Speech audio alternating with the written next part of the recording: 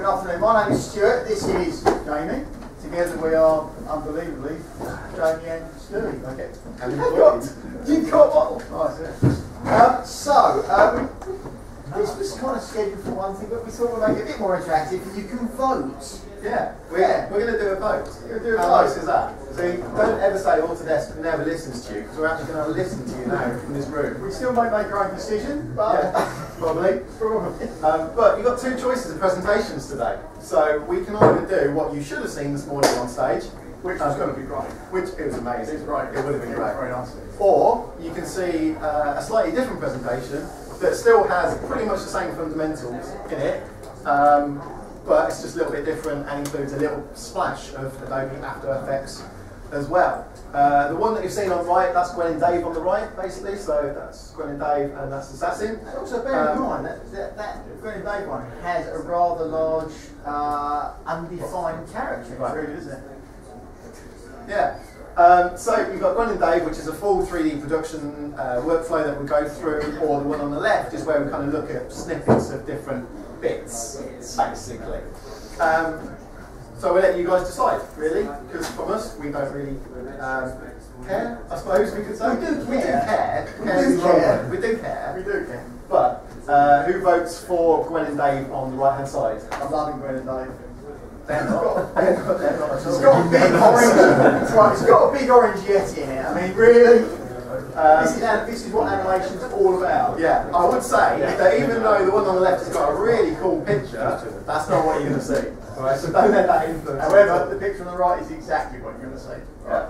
What's on the team? Who votes for Gwen and Dave then? Just I'll put that out again. There's a bit of momentum going there, you see. Okay. Two hands. Nice. Who votes for the one on the left? Right, who wants to see a little bit more smoke? Yeah, there's a couple of guys at the front. Okay. Alright, we'll go for the one on the left. It's disappointing. I would have gone the one on the right. So. Well, if you could do that one really fast, we can do the other one really fast as well. We could. Yeah, we do both. We'll do both. Yeah. Challenge accepted. So yeah, we'll try and race through both of them. That's kind of me. If you've got camera phones that run at higher resolution than this screen, then take a picture and make a reference for later date. Go there if you want to learn about Max bits and bobs. What I would say, actually, very quickly, the showreel that you saw coming in, the customer showreel, all of that was pure 3ds Max work, which might surprise you, because they're very high-profile projects that everybody always assumes is any other tool apart from Max. But everything you saw on there was 3ds Max work. One thing I want to quickly mention before we dive into the presentations, if you don't mind, take note of that link across the top. Autodesk, for about 6 months now, every Friday we've been doing webinars, free sessions. They last for about an hour and a half.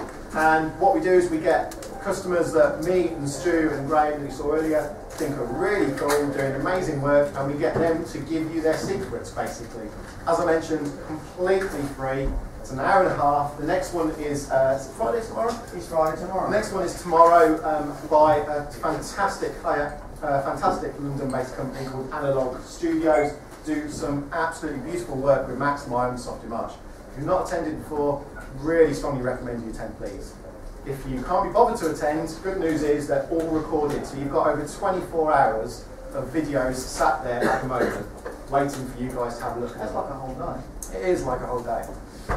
So go there and hopefully you recognise some of those names. Other thing that I want to mention very quickly, because most people might not know about this project that we have called Project SciViz, as hopefully most of you in this room are 3ds Max people. If you've been to the lab's website, you'll see that's where we release our kind of free, almost beta-esque type tools, where we want your feedback and opinions. The reason I'm mentioning this one is this is a project that's going on predominantly in the US at the moment, but it's to visualize different cells. This one in particular came about trying to visualize HIV cells, so obviously a very good cause. But the reason why I really want to mention this is we're not allowed to make any forward-looking statements at Autodesk. However, this tool is a Python tool inside of 3ds Max. Many of you ask about Python. Python is like the posh way of saying Python. Depends on what side of the river you come from. Well, that's true, yeah. But if Python tools are of interest to you inside of 3ds Max, this tool is that. Not that I'm making any forward-looking statements about what might happen in the future. Or looking forward in any shape or manner. Yeah. Okay, so the project we're going to look at first, inside of 3ds Max, is going to be... is going to be this one. So I'll show you kind of the end result first, if I can remember where I put it.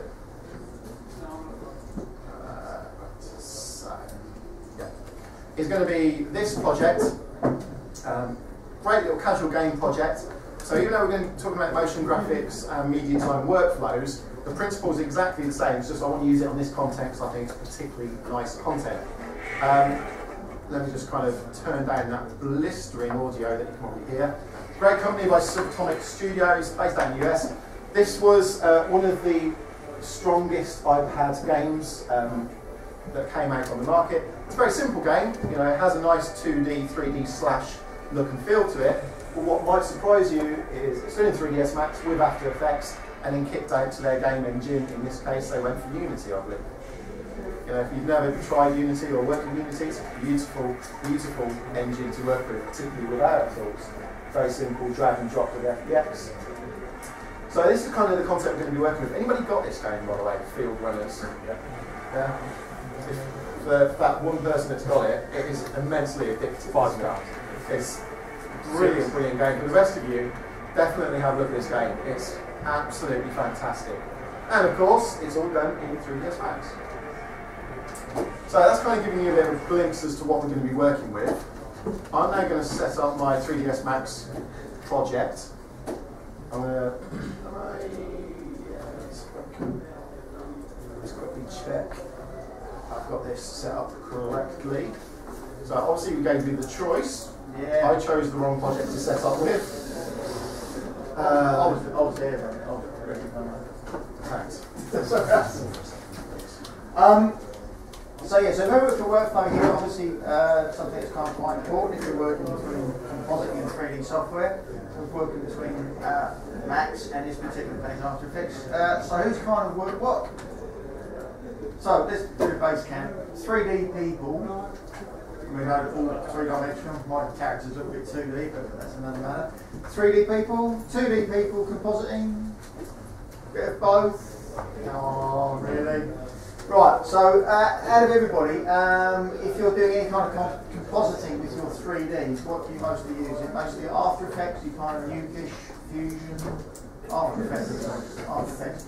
So layer-based. So layer-based actually works very well with this, doesn't it? Because this is what we're going to show. So the whole point about this workflow, obviously, is not only to get the setups that you're doing inside of Max over to your 2D compositing environment, but also to set up kind of like a two-way street in there. There's quite a nice workflow that allows you to adjust certain parameters inside of After Effects, which will also then ripple back into the Max project, if I'm not mistaken. Yeah.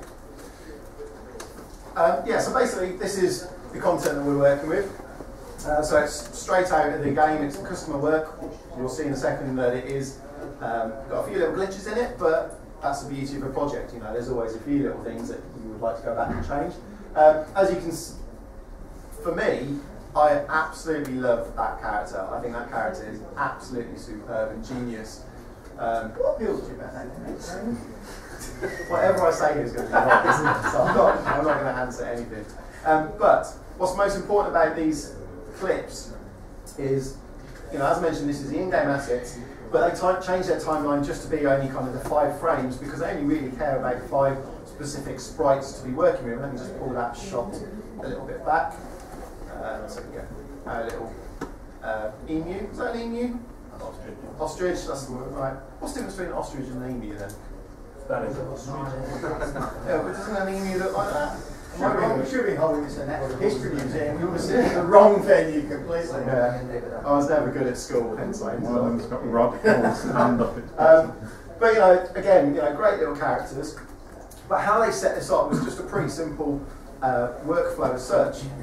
So what they did then, basically, to get to these 4 results, you've got your 4 viewports. Again, nothing fancy, but inside of the 4 viewports, if I just quickly go into my scene states, And let's just quickly put that view on. Let's just quickly jump in here. And all they've done in this particular case is very simply just got their main characters. With every single job, it's always a fast turnaround. I'm sure you've heard that many, many times before. But in this case, they had to churn out multiple characters in the quickest way possible. So the easiest way to do that is just set up the cameras in just a simple compass type effect. So you've got your north, east, south, west, and in my head I was doing never each threaded week, which is how I always remember north, east, south, west. And then, yeah, I know, and then the in-between angles as well. So you've got your north, east, and so on. So pretty simple setup. Again, nothing amazing with regards to that. So from there, split up their viewports, kicked out the 4 views that kind of made sense. Now, what we're going to do in our particular case is I'm going to go into this main back view again. In this case, I used the character animation toolkit to get to the very simple walk cycle. If none of you have played with that before, as always, I strongly recommend you give it a try. If you're using the biped, I'd recommend you get away from the biped over to the CAT system as quick as possible. Come and see me afterwards, we can talk about that in more detail, but I strongly recommend you do it. Now, from there, to get this to be rendered out is a very simple workflow.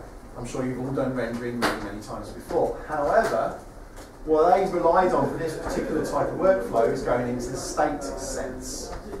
Now, what I'm going to do is just turn off, just expand that a little bit. I'm just going to turn off these effects for a little bit. And basically, if you've never worked with state sets, it's a feature we added a release of a bit ago. This feature is a render pass management system, just to take away all that laborious setup of going through and making tweaks and re-rendering work out and having to do that kind of backwards and forwards. If you don't use any type of render pass management system, strongly recommend you have a look at a third-party solution or use the one that you get for free. So, what we're going to do then is the basic principles of going through, setting it up and kicking it out to After Effects. Now, in this case, let's just delete that so we've got it completely started from fresh. Nice simple workflow, as you probably heard me say many times before. If you see a plus icon or a drop down arrow, click on that, that's where the cool stuff is.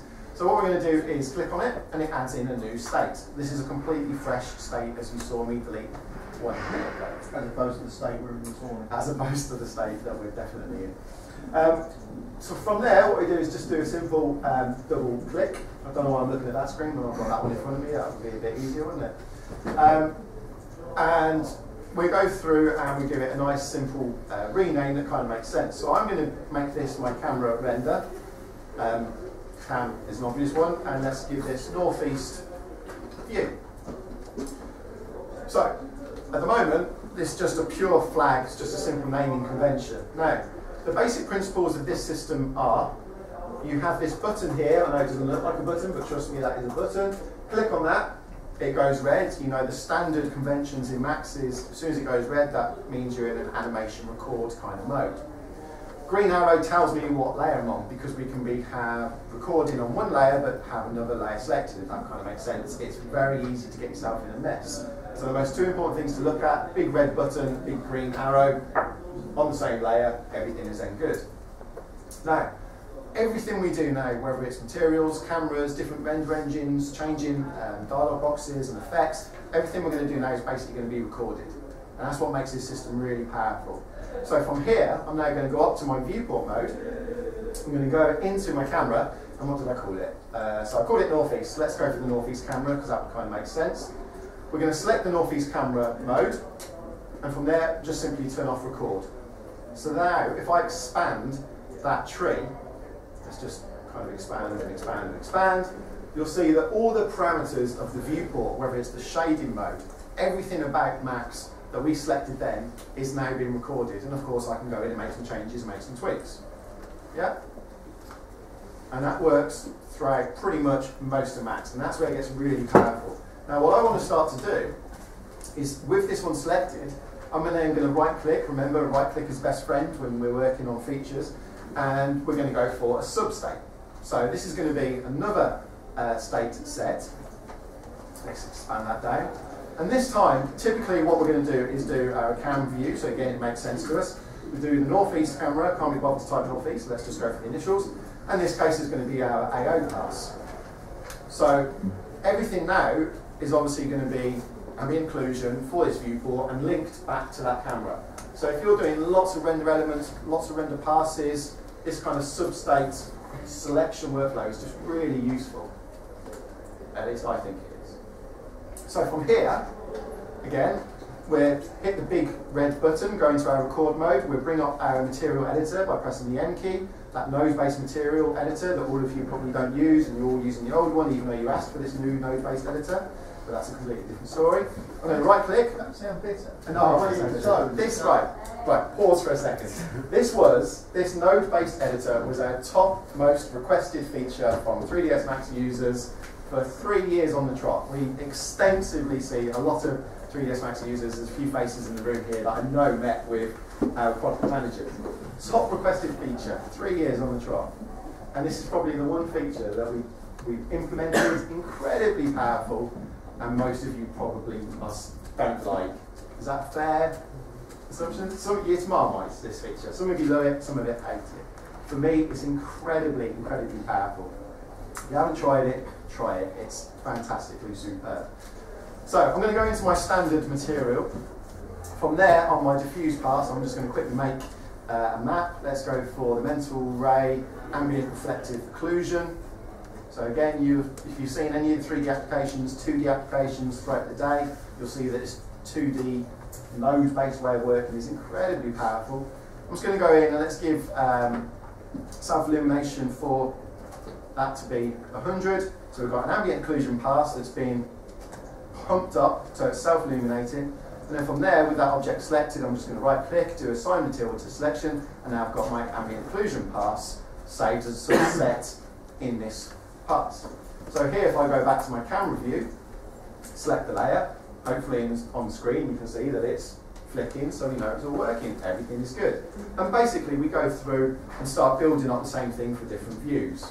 So we can have as many substates, state sets as we want to have. Okay? Now what's great about this is 6 months down the line, when you have to go back and make tweaks to your project, you open up your file, all your render settings, all of your outputs are saved in the file. You don't have to worry about setting anything up again, because chances are you might use multiple render engines, so you can mix V-Ray with Mental Ray. This is completely open-ended, and really have all of your render settings saved into a file.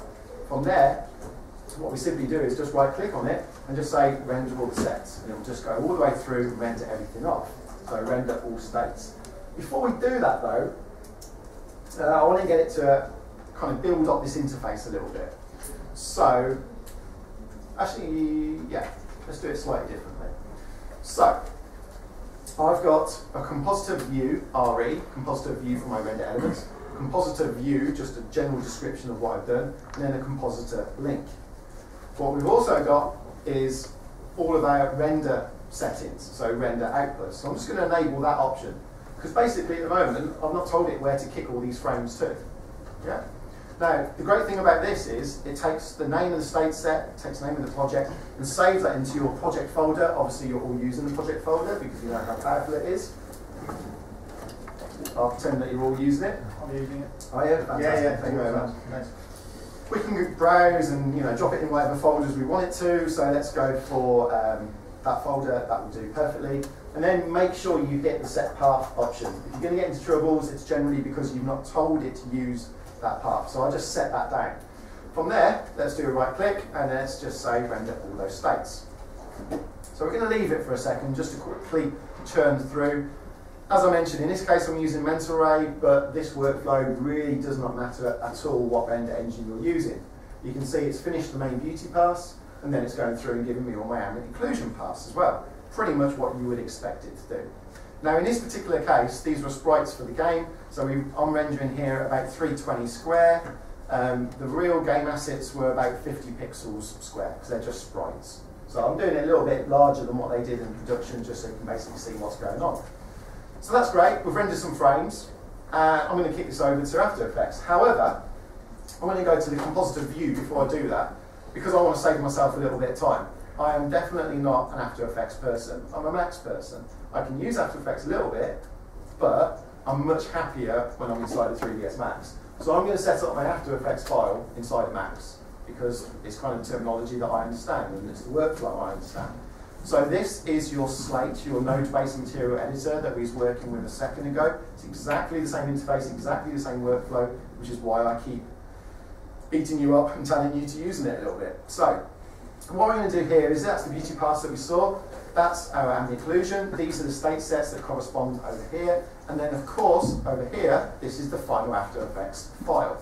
Now, this is an XML-based description. So we're using After Effects, but it is just a text-based description. This could go anywhere. Now, what is wrong with this file, first off?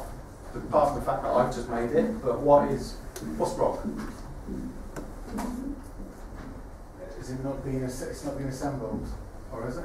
It's being assembled, but you're on the right lines, but it's being assembled incorrectly. Because if you think what you should do with an ambient occlusion pass, it should be above, obviously, your beauty pass, because you want your ambient occlusion to sit above it. Yeah?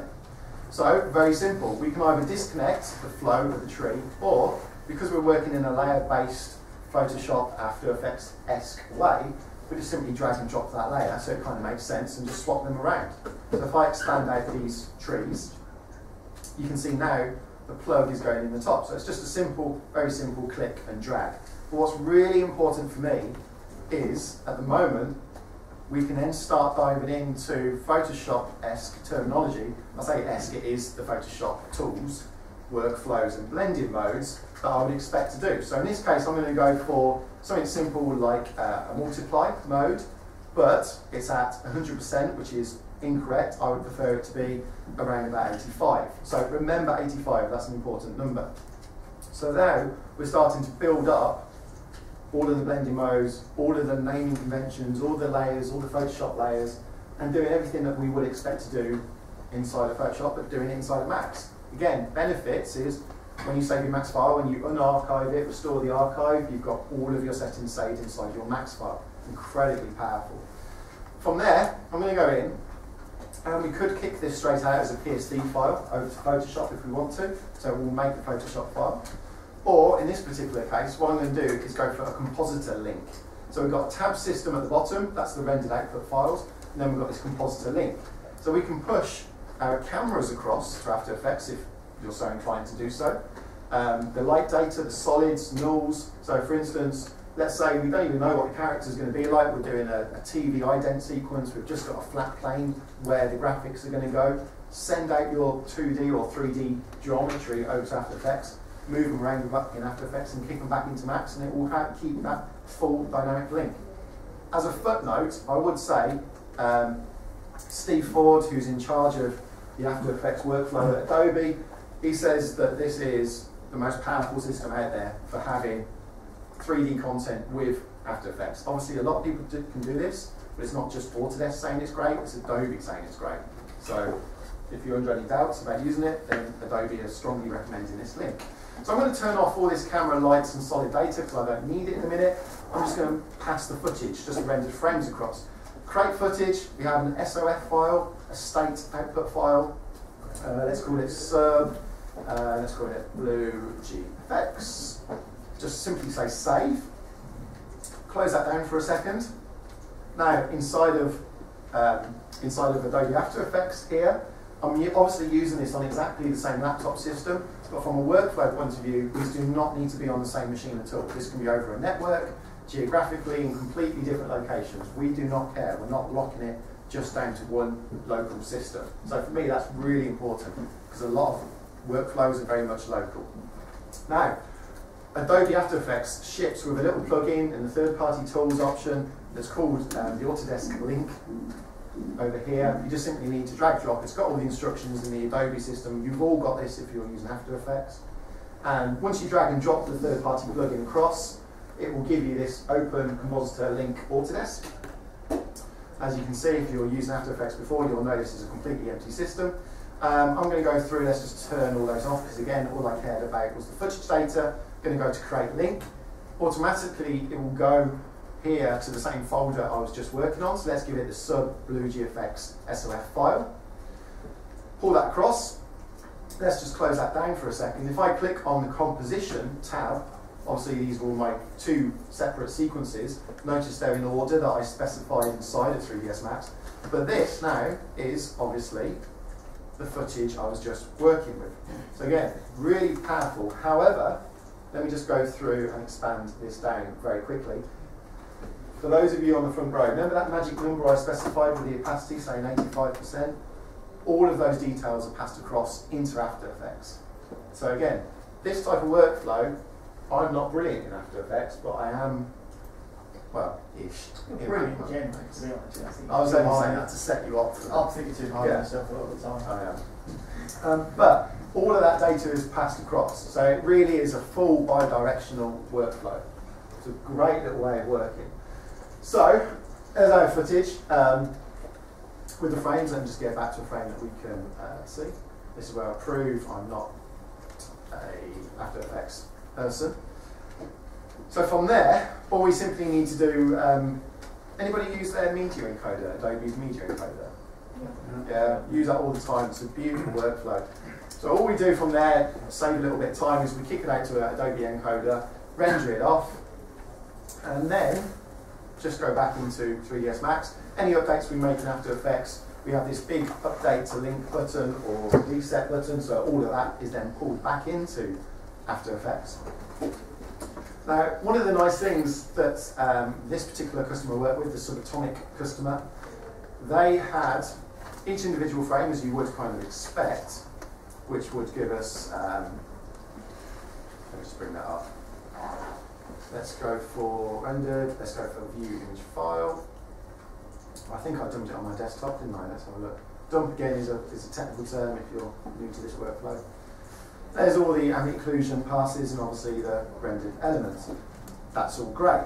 But if you're working in a game environment, basically what you need is all of these rendered frames on one big sheet, and then you point the cursor, the sprite at particular elements to pull in that frame, so you get that nice real-time kind of 2D effect that we saw a second ago. And basically the way they did that is you could set it up in Photoshop and manually place it, but to be honest, a bit of a waste of time. So what we did is they very quickly went through, they built a very simple script that just is the old split and stitch, if any of you tried that inside of Max. It's a great workflow if you've got a render frames that are 16,000 pixels, use backburn and it recompile, that's the word I was looking for, recompiles them all back together. And simply they just they hacked, I suppose, should we say hacked? They implemented that workflow that enabled them to go through and just say, well, I'd like to grab the first frame, and then everything else that's got the same naming convention, pull all that in, and it builds that nice simple interface, and all they did is pull it in based off which direction that character was walking in, it just loaded that individual frame. So if you've done kind of 2D casual games-esque workflows before, then you'll know that that is just a very nice, simple way of putting in all that data in the quickest way possible. What I was going to do was to spend a little bit of time and show you if you make any changes to the model, update its head. All you then have to do is just go back into your rendering, into your state sets. Don't worry about re-recording any data, you just simply go in, right click and just say re-render. So any changes you make perhaps to the walk cycle, make you walk a bit faster. In this particular case, his head needs to be pulled up to the camera more.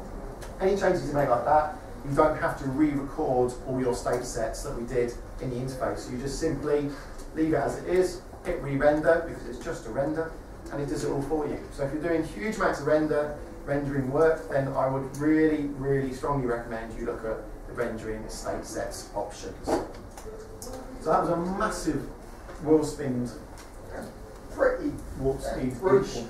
Thank you. Brutal was not the word I'd gone for, but that's all right. Pretty brutal. So we're kind of raced through that. So what I'm going to do is we're going to throw you over to Stuart. We're going to do a bit of smoke work. He's going to race through that, and then we're going to try and get that second project done. Yeah, we're trying to do as much as we kind of can. So let's try a little bit of Magic. It's going to work. It was. Yay! Now that's what we should have seen this morning. Right, so I'm sorry for you guys here, sorry about hiding behind the monitor, probably a good idea you don't actually see me. The rest of you, come on. Right, so we're going to have a look at a bit of smoke. So this is our new release for this year. We had a smoke release a couple of years back, it was kind of like the old interface. A lot of user feedback, so we've changed it all and we've made it look like this, or a bit grey, really, isn't it? What grey? Grey's good. Grey's good. Grey is the new black. But so it looks very, very similar. If you used to make, you know, sort of like non-linear editors, it's going to look quite familiar. Anybody played with any downloads, trial versions of this at all? No. The older version? No. Wish. Does anybody actually had a look at this or was aware of it? I know a couple of guys at the front, you wouldn't see this morning, so you're aware of it. Anybody else? No?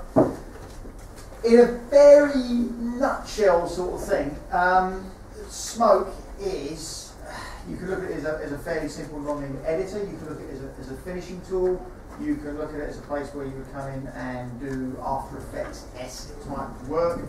You can go all the way up to feature work on this, and it's got a very nice nodal, procedural, composite environment as well. So you can literally do all things to all people. Use it or not use the features as much as you want. We're going to have a quick look at a spot that was done entirely on Smoke for the Heisman Trophy, and we're going to take out one little motion graphics element from that, and we're going to sort of quickly mock it all up. It's going to be a bit frantic. It's probably going to get out of control at some point. Mario Andretti's favourite saying, if you're not out of control, you're not driving fast enough. That's probably what this is going to look like. Quick overview of the interface. It's very stripped down. So initially when you come into this, there's not a lot of buttons at all. That's done deliberately. The older version was deemed to be a little bit too confusing as a new interface, which it was.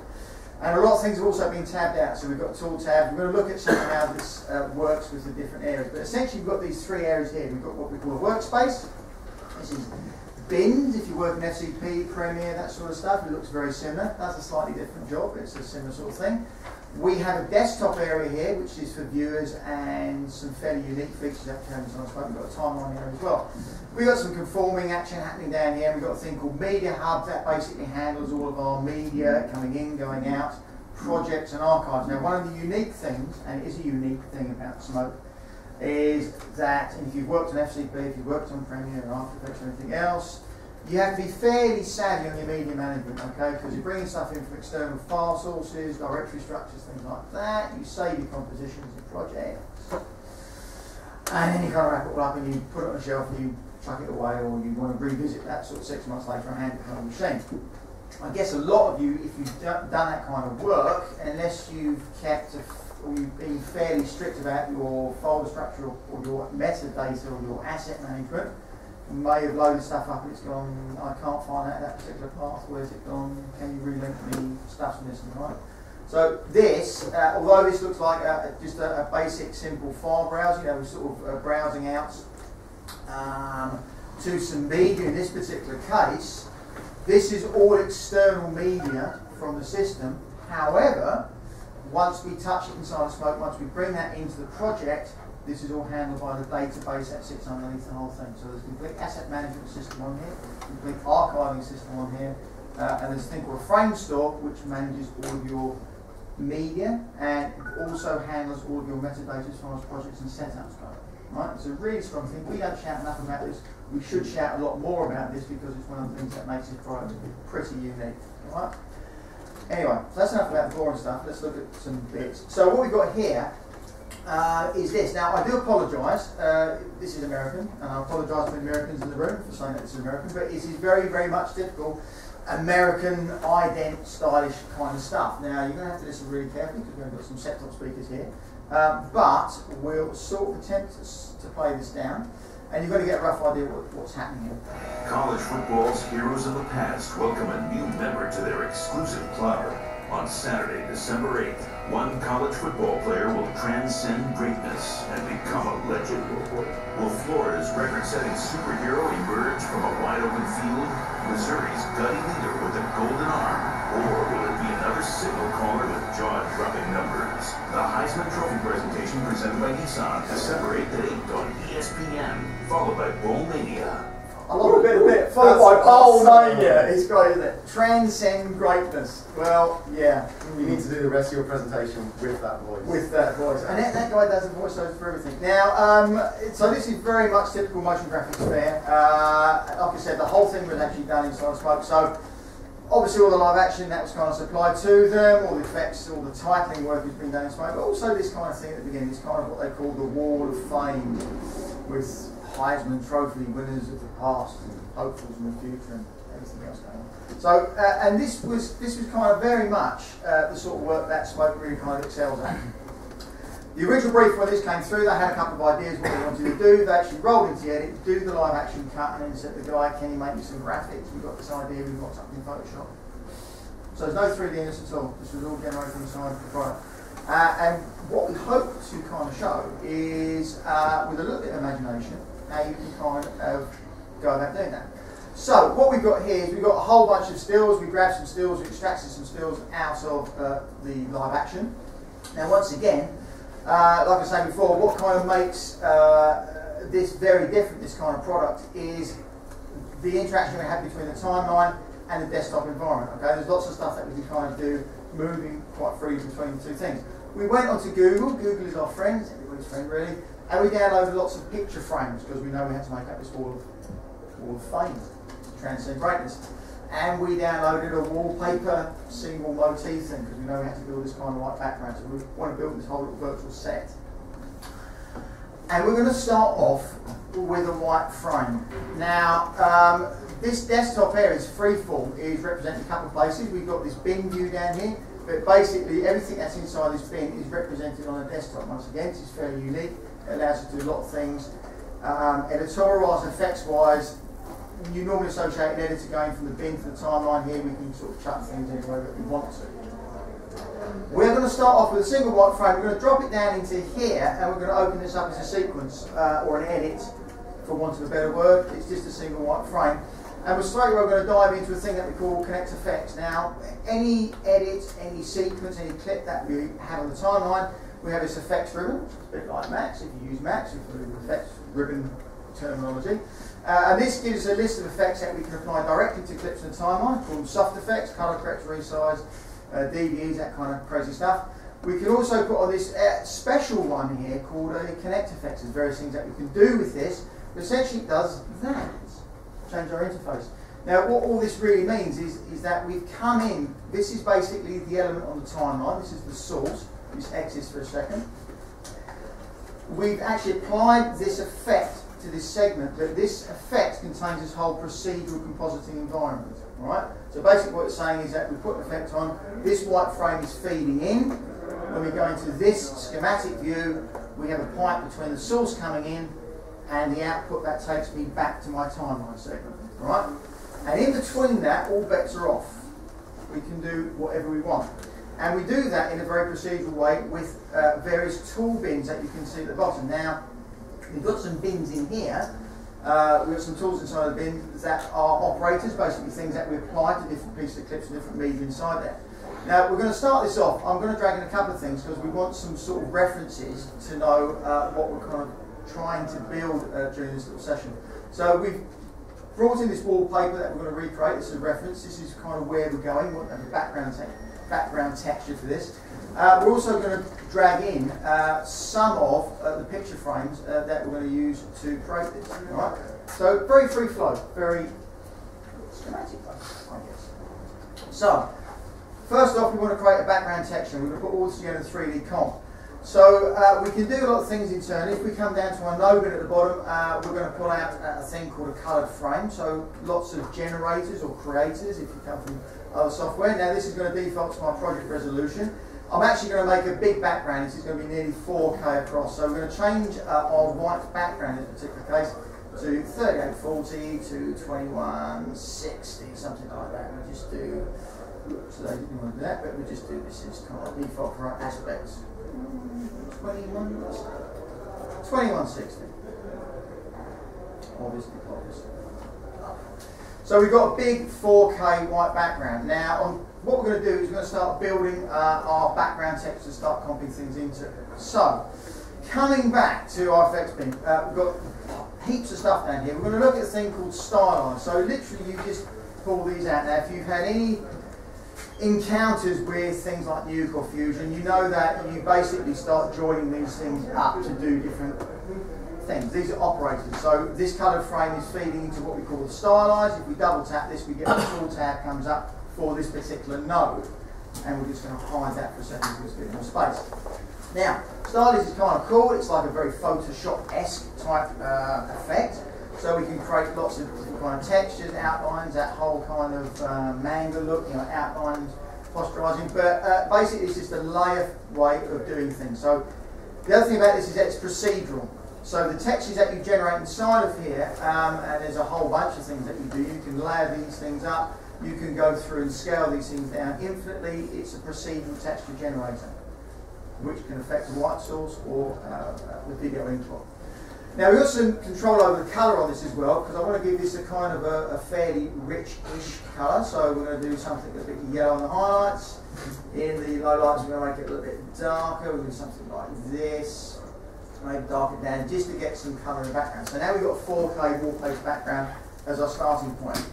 The other thing that we're going to need in on this is we're also going to need in our motif. This is what we're going to need to build in that wallpaper texture. Right now, at the moment, all the thing is flashing around quite a lot because once again the schematic is contextual. We can lock some views to be specific things as we work through, which we're going to do next. But essentially I want to take this and I want to make this a repeating texture over my background. So, we're going to go back to our node bin down here. We're going to look for a thing called a 2D transform. You all know where this is going. Now, once again, this is a node that just sits free inside Connect Effects. We can move things about, something like that. It actually makes that noise at no extra cost. The nice thing about this is that we have, a lot of these tools can be hijacked. Right? So we've got various options for mirroring, repeating the texture. So if we put this into like a tile repeat and start to scale this down, you can see that we can just make an endless texture of this. Now, we can also affect the output canvas size of this as well. So we're going to make this to be basically the same size wallpaper. We want to have a very large texture that we're going to overlay on top of our other very large texture, which is our kind of wallpaper background. So we're going to have another 4K texture in that. Knock this round down to about 6.2%, and we're just going to kind of offset this a little bit so we get something like this. So now we've got this repeating texture of things. Now, obviously what we need to do now is comp these two things over together. There are lots of different ways we can do this. Once again, if you're familiar with other systems, you'd be looking for something like a logic operator at this point. We do have those, but we've also got a thing called a blend and comp, which is kind of a logic op on band substances, really. Right, you can do a lot of things inside of this. This is basically logic ops with colour correctors built in. So if you've gone through the usual process and other systems where you do logic op colour correctors in the chain, there's a lot of tools inside of here that kind of built in. All of these tools, as we go through, have multiple inputs. Okay, now the green on this one, if you think green for grass or green for brown, this is going to be taking my background input. This is going to be taking my base colour, my wallpaper coming in. This 2D transform up here, we're going to push this into one of the inputs in here, and if we change our blend mode down to this, down to multiply, shock horror, it multiplies onto this. So this is the result of this. Now we want to make up an overlapping texture in this one. So what's kind of quite nice about this is that any of these nodes, you've got standard right clip context functionality. You can copy, duplicate, paste things within the schematic. So it's just simply, if you want to duplicate this, make a copy of this, feed that puppy in there. We're going to take this and put it as an overlay, a multiply node again, and we're going to do an offset. Now at this point, I really like to see the result of this tool, but working on another tool, the schematic. So we can do a thing called a context. We can set multiple context views. Basically, this is now going to be locked to this viewport. However, I can tap on another tool, and inside of here, hello, it's a bit cheeky, I've got the tools that come up from the other tools, so I can adjust these in context. Hence the name. So good so far. Nobody's fallen asleep. It's looking good. So I've got basically my 4K background texture built up. Now the next thing I want to do on this is to start comping in my picture frame, my live action. And we're going to use several things to do this, but also going to add a bit of a twist to it. So once again, we've got ways you can logic op things over together. However, there's a special node. They're all special nodes, aren't they? But this is a special node. This is a thing called action. An action inside of here is basically our 3D compositing environment. Alright, so if you're used to Nuke, you kind of make a 3D scene, you put lights and cameras and that. There's a lot of fiddling around. If you do Fuge, it's very, very similar. You promote everything into a 3D render, a 3D camera. This is all that conveniently packaged up in one place for your operating pleasure. Right? It looks like a little node. It's actually a lot more. We are going to pop a couple of outputs or inputs coming into this. Right? Now, on one of these, we're going to take our background. And the other one, initially, we're going to actually use this in a second, but we're going to wait a moment until we go into our action. This is our Connect Effects environment. We have also another view for this environment inside of here. Okay, so basically we have two schematic views. We're now inside an action node. Now the thing that makes action quite different is if we kind of look at here, we are actually working in a proper 3D environment. We have a camera. These textures are basically a geometry, 3D geometry, textured by whatever we put into inputs. So this is proper 3D geometry. We can bring 3D models in, FBX models, yada yada yada.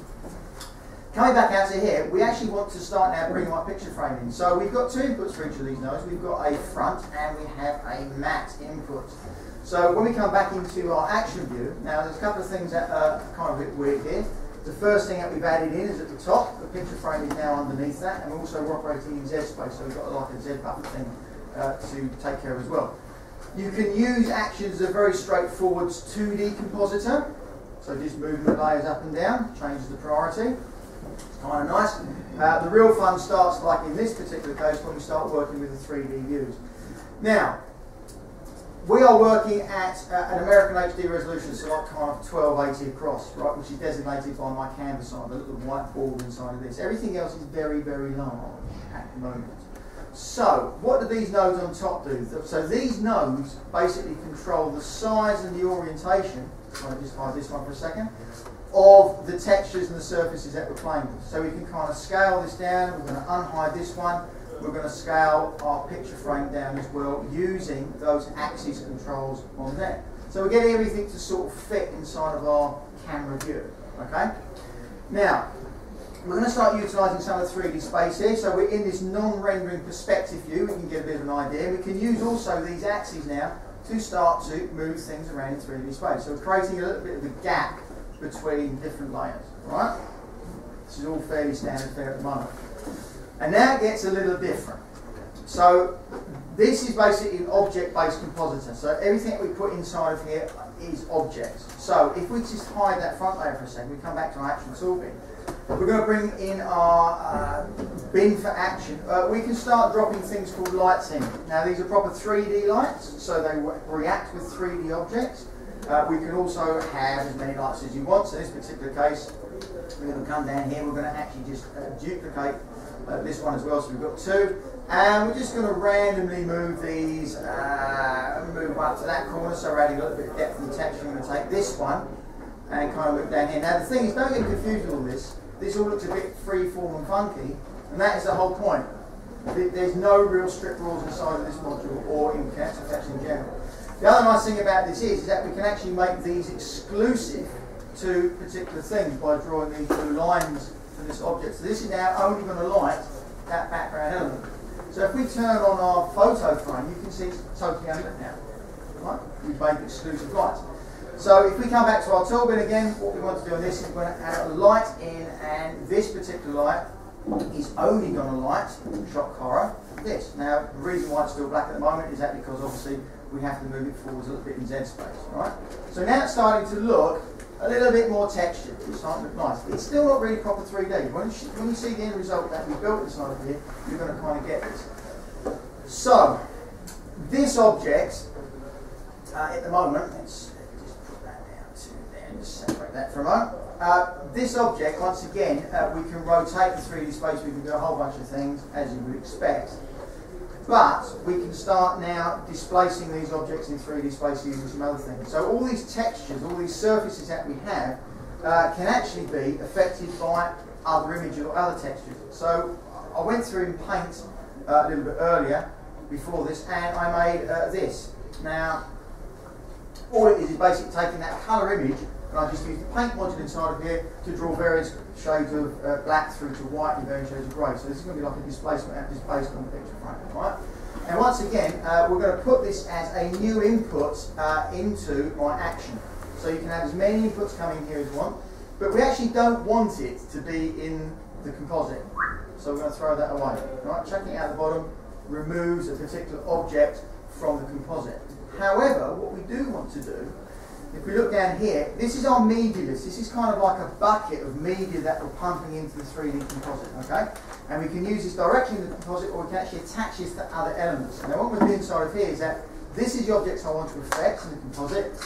This is a piece of media or an input that's not actually in the composite, but I want to use this in the composite to affect this in a certain way.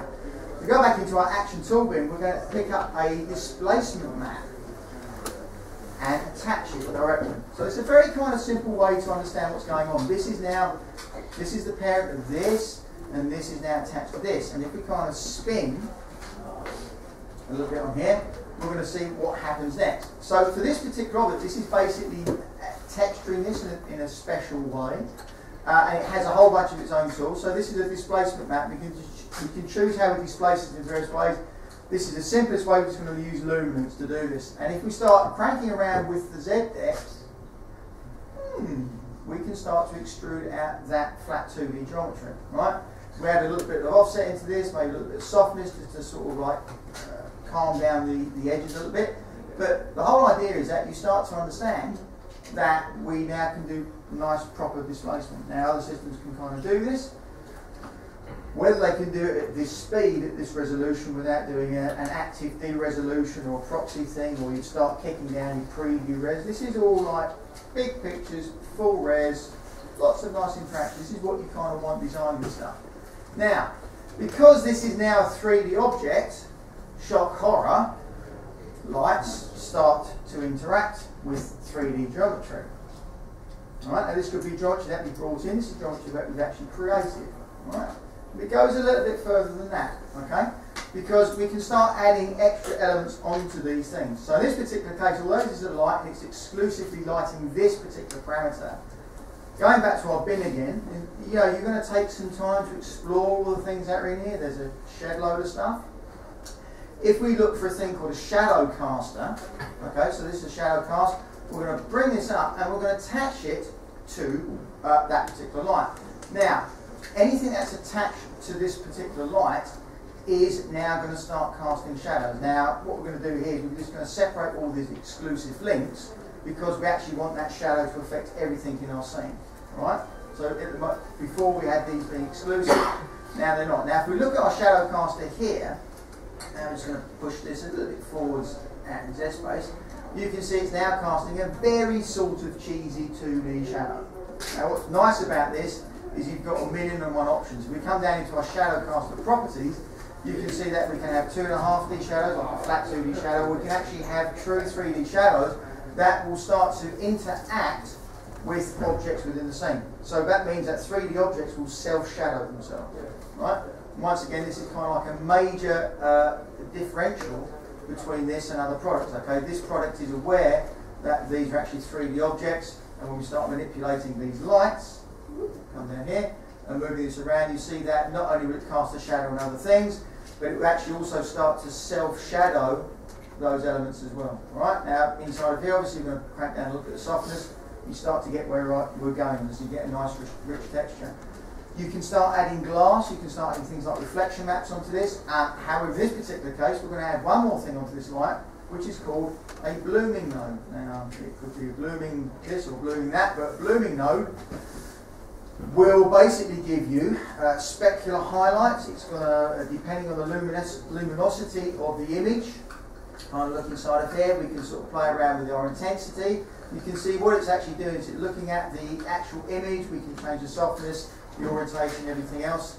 But once again, you get the idea that this is now giving you this kind of like specular pickup. Right? The reason that we built all this in 3D is, if you remember on the original on this, is that when we start doing things like the camera move on this, and in this particular case we just do like a rotate, we want things to start moving in kind of perspective. Right? We want that kind of parallax effect. Now, something else, I mean, this will start to crank on the machine a bit because we're doing a lot of things with big resolution. But another thing that's going to be massively jealous is that we can come straight in here and turn on built-in ambient occlusion. So this is all 3D stuff that you're aware of now. This is doing it all completely on the fly. This is adding a dirt map to this on top of the blooming, on top of the 3D displacement, yada yada yada. Now, what we've got on this, we're going to crank through the one that's kind of almost done. We're going to look at a particular one that, some examples that we built beforehand, because we knew this was going to be a little bit of a rush. But basically, this is what we built with a bit more time. Right? So it actually looks proper 3D. Right? In pseudo 3D, we build it inside the actual composite. Right? But it gives you a kind of an understanding level. And once again, from Jamie's point of view, if you're looking at proper renders, you're looking like things like nice ray tracing, you're looking at ambient occlusion, you're looking at proper volumetric effects. This is stuff that obviously takes time to render. This is stuff you're literally just doing live in the interface. Yeah, well, I'll just interrupt as well. I wish we had more time to show you, but if you get a chance, have a look at the volumetric effects inside of Smoke, because the volumetric effects are incredibly, incredibly powerful, particularly if you've got layers like we set up with the picture frame, where you've got your character in front of the background, and it will take the colour from the pixels of the layer that you've got in front and give you true coloured volumetric effects all real time inside of Smoke. So if you're doing that type of work, it's incredibly So this is going to look a little bit rough on this particular monitor because we've got to kind of scale this up a bit, but this is some stuff that we pre-built and we did a lot of camera moves around. This is one set with 3 cameras cutting in and out of different particular movements. But you kind of get an idea, you've got some nasty aliasing because we kind of zoomed this up.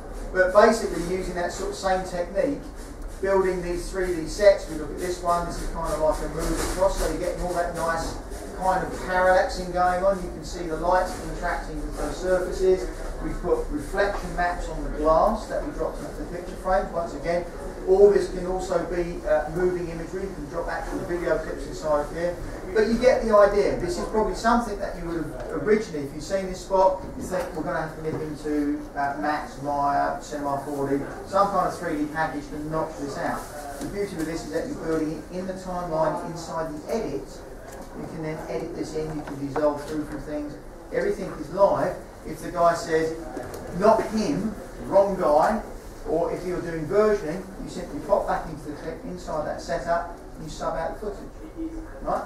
And that's what really differentiates this between working in like an editor, a compositor, back to the editor and maybe color grading. Right? This is like an all-in-one package. So you can knock yourself out, or you can literally, people can form features in this as well and don't touch effects on all things will be. Yeah, so on that note, I know it's been an absolute whistle-stop tour. We tried to cram as much stuff as we can into one session. But if you are involved with 3D work and you're doing media design, particularly if you're using, say, an After Effects tool or Photoshop, then have a look at state sets inside of Max. Incredibly powerful. And if you are doing 3D work and you need to do high-end effects like the volumetric and the depth of field effects and the ambient occlusion, and you're wasting a huge amount of time trying to do them in 3D, have a look at Smoke, because again, it's a super fast tool for doing these types of high-end effects. Sorry. Is perhaps in the same as flame? It's exactly the same as flame. How nice are we to you? Giving you that for the lockdown price of, yes, it is exactly the same. In fact, if you're in a facility or if you're working with another facility that have got the Linux system, so Flame is basically the high-end Linux turnkey system, variation of this. They're fully compatible. You can start a job off in Smoke on Mac, you can hand it off to Flame off, they can finish it off, everything goes across.